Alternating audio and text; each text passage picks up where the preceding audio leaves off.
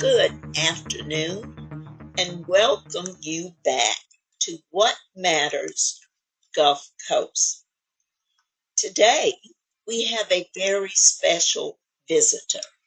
As you know, for the last 4 or 5 weeks, we have been delving into this annexation issue, as it is a very hot issue with city council as well as Mobile in general. A decision will have to be made in terms of whether to annex or not. So we have been giving you those that have been in favor of it and their reasons why, and those that are against it and their reasons why. So today we are most fortunate to have Reverend W.A. James, who's pastor of Grace and Truth Christian Fellowship Church. His church is located at 1408 Dr. Martin Luther King, MLK Avenue, Mobile.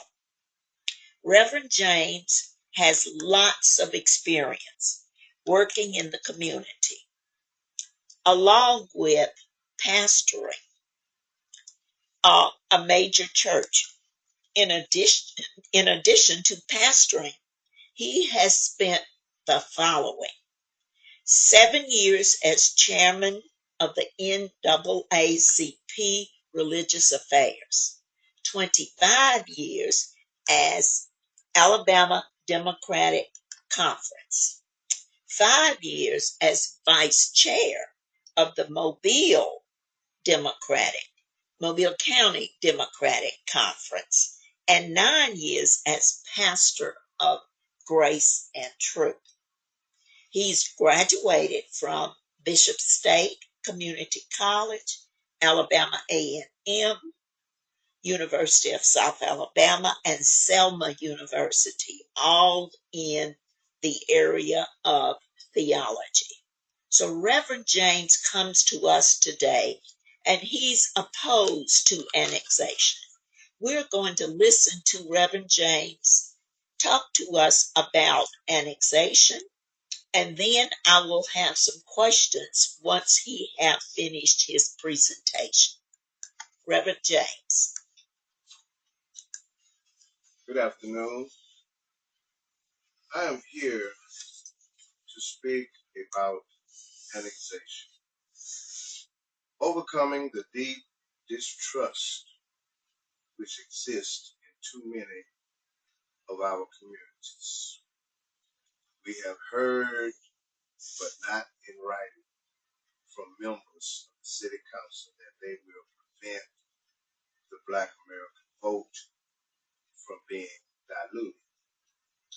But if the Council votes to allow a referendum on any of the current proposed annexation plans, you actually have no way of guaranteeing the Black American vote will not be diluted.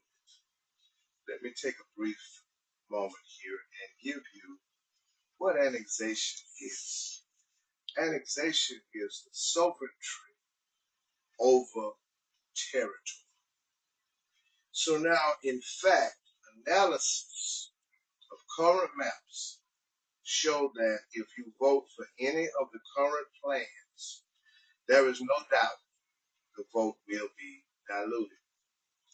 And the Black American community will not only lose the ability to elect Black officials, but will lose the fourth and maybe even third council seat, and specifically a Black American mayor. You cannot choose neighborhoods to come in when we know that the vote is to allow county residents to come in. It's a fact that the Black majority American neighborhoods, that the mayor is using them for diversity. in his maps previously voted against annexation into the city. So if the council votes for any of current annexation proposals, there is little doubt it would be a very off-balance influx of white residents. We must do better than that for our community so that we are properly represented in city government and finally have an opportunity to thrive. As you know, when the mayor released his supposed study in past weeks, he stated that it confirmed both that the proposed annexations would preserve Mobile's status as a black majority city, ensuring the voting age population in the 4 of Mobile's 7 council districts, remaining majority minority. But again, as you know, it did no such thing. This group did not look at the demographics of annexations. The local media actually checked the mayor's office on this and reported there was no analysis of that in the study. The effort to trick our residents and communities in thinking it did is very troubling, and it undermines the community's trust in all statements made and information provided. Thank you. Thank you, Reverend James. We do appreciate that. Now, if I could get you to back up a little bit and talk about that redistricting, because the redistricting kind of feeds into this annexation. And I know you were involved in, in being on the side of favoring it, favoring the redistricting. Okay, the church, for instance, where I'm at, let's say the building. The front of the building is considered the campground, but the back of the building is considered the bottom. So now that's a little, one might say, out of proportion. So because I mean, if what district I'm in, where am I at? You know what I mean? So if, for instance, I'm in the campground, then that would be a vote for the campground. If I'm in the district of the bottom, that would be a vote for the bottom. So how can I vote for both? So now here we come with annexation. Suppose you got more in the campground than you do in the bottom. So because I'm split, which one am I supposed to go with? The one with the most or the one with the less? But I will go with the one with the best. Exactly. So this is what I'm facing as we speak right now. Okay. Why do you think, and I do realize that this is your opinion, why do you think the councilmen, because you guys, that group of ministers that were down there every week fighting for redistricting, and the city council, the black city council members were your supporters for redistricting. And we ended up with District 7 being a majority black district. And we fought, and you guys fought long and hard to get that done and to convince the city council to vote in favor of that. Because once again, they had the mayor's option. They could have changed it. Okay, why do you think the city council members now are in favor of this annexation? And like I said, I know it's your opinion, and what you're saying is just an opinion. We don't have any well, evidence. I must agree with you. It has always been stated that everyone has a right to their own opinion, but it don't necessarily make it right. Yes. But by me having a right to my opinion, I'm looking at it as a more so political advantage than economical advantage. Because what you have in the district that I'm in, and I was there before Dr. King got killed. I was on, it was Davis Avenue. Yes. We didn't have a mall. We didn't need a mall. We had everything on Davis Avenue. Clothing stores, furniture stores, drug stores, movie theaters. I went to the Lincoln. I went to the Booker T. I shopped at Mary's Grocery. I went to Phillips Drugstore for my medicine. I went to Carver's Drugstore. We didn't. Everything was right there in the neighborhood. Yeah. Now, after that era, look where we're at now. Instead of going forward, we're going backwards. Today, from Lafayette Street to Broad Street, there's no growth. I keep hearing growth. Every time I go to the city hall meeting, it's growth. What? It's only a barber shop and a beauty shop on MLK, the most profound name in the history books in Black America.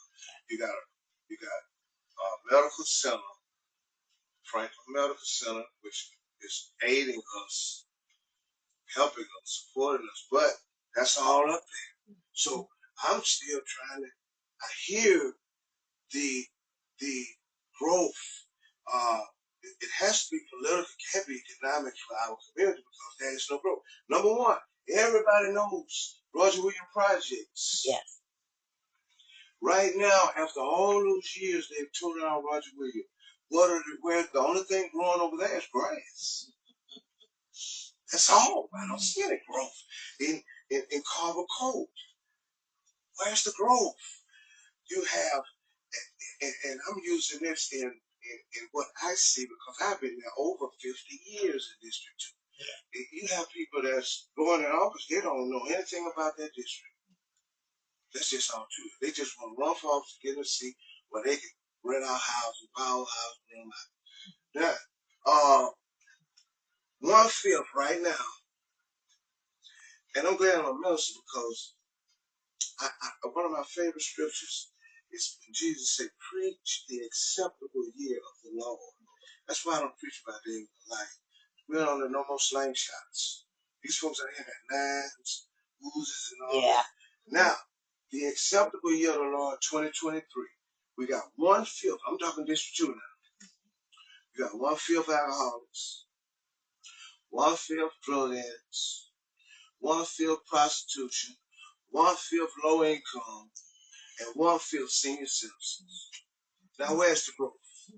So, to answer your question once again, twice again, the only advantage could be it has to be political. It cannot be economical for our growth because there is none. You mentioned Roger Williams. How long ago was it when they first tore all that down? To my recollection, it's been at least 4 years. And I mean, it don't take 4 weeks to see a bud in a plant. Yeah. I mean, as I stated at the City Hall meeting, my granddaddy taught me to be a farmer and he taught me to be a gardener. And what they're trying to say does not exist because if you plant something in my backyard, it's not going to come up in District 1. Yes. It's going to come up in my backyard. Exactly. I grow tomatoes, okra, sugar cane, and when I went out in the backyard, it was next door. Yeah. Mm-hmm. So this is this conception of what is being said, because I know for a fact that's not going to happen. I've never seen it. And I would love for someone to show me how to do it. Now, when they do that on the TV program about, hogs and stuff like that, that's their ball game. Yeah, yeah. But tomatoes ain't going to California if I put them in my backyard. You just send money out there, you know, plus, plus, plus, I just end it like that. Yeah. Okay. Um, Carver's Court. That's another one you mentioned. Yeah. Were there ever any plans to do something, or any people living in Carver's Court You now? have very, very few people there. And it has been stated, as it has been stated before, concerning the annexation, that Carver Court was supposed to be bought, or said to be bought, by South Alabama to annex with Women and Children Hospital. Okay. Because it's right across the street. It gives them plenty access to have it. It's the perfect place for another hospital. An annexation for a hospital, I would agree with that totally. But how many years have I been hearing that, and it's degraded? It's very, very, it's just out, it's proportionally to all the pieces. Yes. I mean, the people that's living there, their houses look like they're about to cave in. And I keep hearing growth. So what? It's just talk. It's just talking. And now another thing too, what 3 Mile Creek is. Yeah. They've been saying that they're gonna take that and make it a canoeing area. Yeah. Okay. Well, Hickory Street is where the old dump. Yeah. When I was growing up as a young person, a very, very young person, that's where they took all the dump, all the trash, all the garbage. I remember. You remember that? Yes. Now they're saying, which I would love to see that happen. They're going to take that and make it an Olympic golf course. And how long have I been hearing that? So it has only one meaning to me. That's political. Nothing economic. Exactly. Let me ask you, Reverend, before we kind of close out, if, according to what I heard at one of those meetings, the smallest group of people coming in would be like 13,000. The largest group would be from all 4 of the areas, and that would be up to 26,000. So even if we get the smallest number of residents, where are they planning on putting it? Do you have any idea or any inkling as to where they may go? Okay. As we know, it's very hard to get us out. I was the poll watcher, District 2, at Thomas Sullivan's son. Yes. With former Mayor Sam Jones ran. Okay. When I took the count, and it was raining that day, 2,000 votes. Unbelievable. Did you hear me? Then the next election, you might have got close to 300. So where we're going with this is you got 13,000 people that will vote, and you got 26,000. Let's say half of 26 to that's still 13. Well, you say let's say only 10,000 of them 26 voting, so that's still going to give the 13 more power to access what they want or what they need over the 26 that's supposedly being the number. Yes. See, that's the I want to use a word that would be Christian. That would be the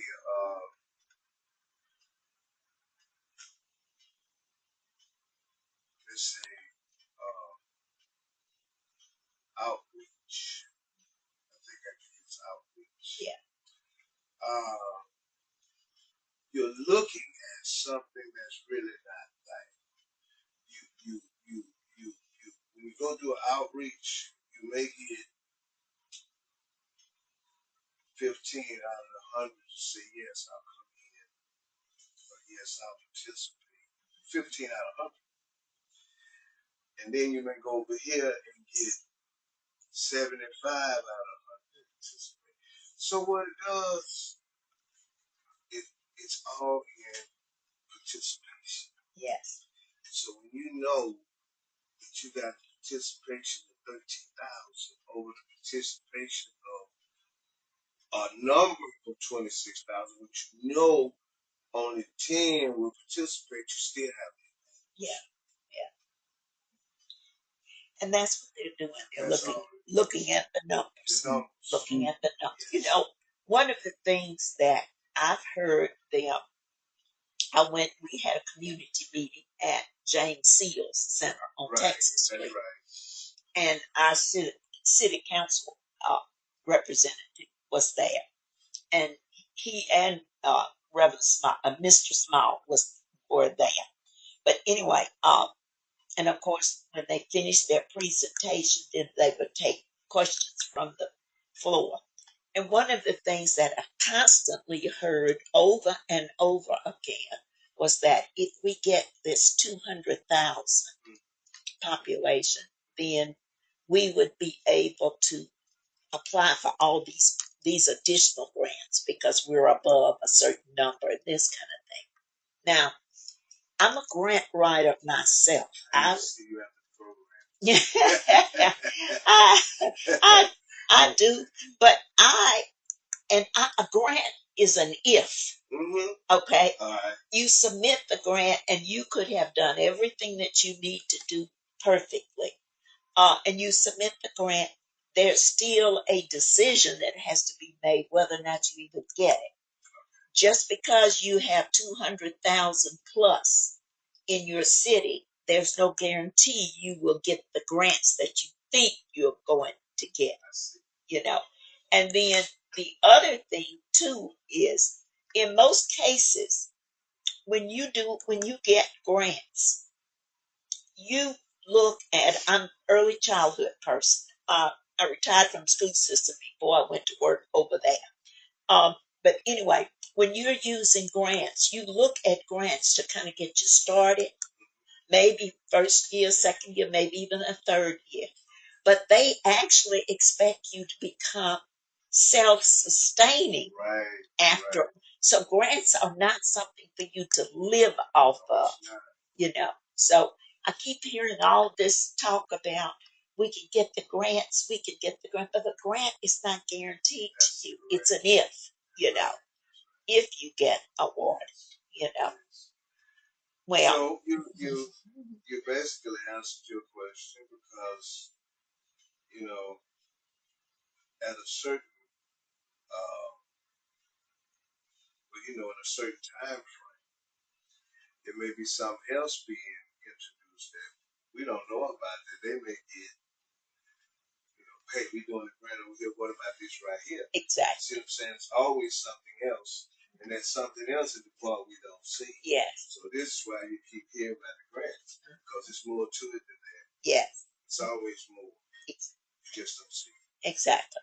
And and that another analogy is it's kind of like a bucket with a hole in it, and you constantly putting water in the buckets. Yes. It's coming in on this end, but it's leaving out on that end. Okay. So we need to do some things around here, and there were lots of questions that came up at that community meeting about what kinds of things, what we needed to fix in this community before we start trying to venture out. That's one other thing. Mm-hmm. When you're annexing, it is supposed to enhance, improve. Yes. And I remember when Hawaii was in its own territory before the United States annexed with it. Yes. They had everything going for this. The only reason the United States annexed with Hawaii was because of economic reasons. It brought out tourism and a whole lot more. So that was money going in Hawaii and money coming in the United States at the same time. So it's good if it's going to bring in revenue for everybody. But it's more so we need revenue to just tell where I can't speak for anybody else. I'm talking about where the tomatoes grow where I'm at. Yeah. Yeah. We need more than water. Yeah. I understand. Okay. I understand. Well, we do appreciate you coming and sharing. And as we had said to you earlier, you kind of piqued our interest on some other topics that you can address. So we are definitely extending an invitation to you to come back again so that we can kind of delve off into some of those other topics. I do know with you being the type of person you are that you're going to stay on top of this annexation issue. Yes. What do you see us as the public? What should we do?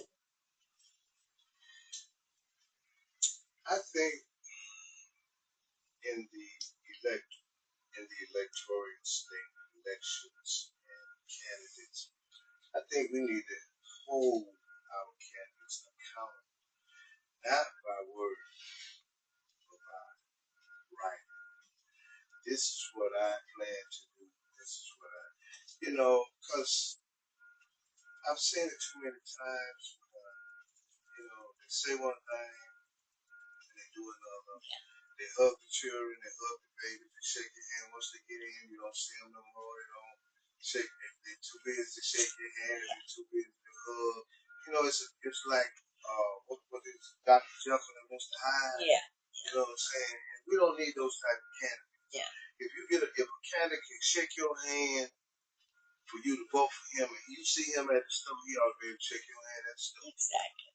You know what I'm saying? Yeah. He shouldn't be in such a hurry where he can't talk to you and speak to you, and he got time. You know what I'm saying? I've had people come to the church for votes and don't send me a thank you call. Don't speak to me when they see me. I got to speak to them first. All this kind of stuff. These people don't. Yeah. Because see, these people are working for us, just like God was working. Yes. If you feel me, they work for us. Yeah. We don't work for them. That's right. We vote for them. They don't vote for us. That's right. So I'm so glad that you invited me. I'm so happy I got the opportunity to come, and I certainly plan to be back whenever you ask me. Thank you. Thank you.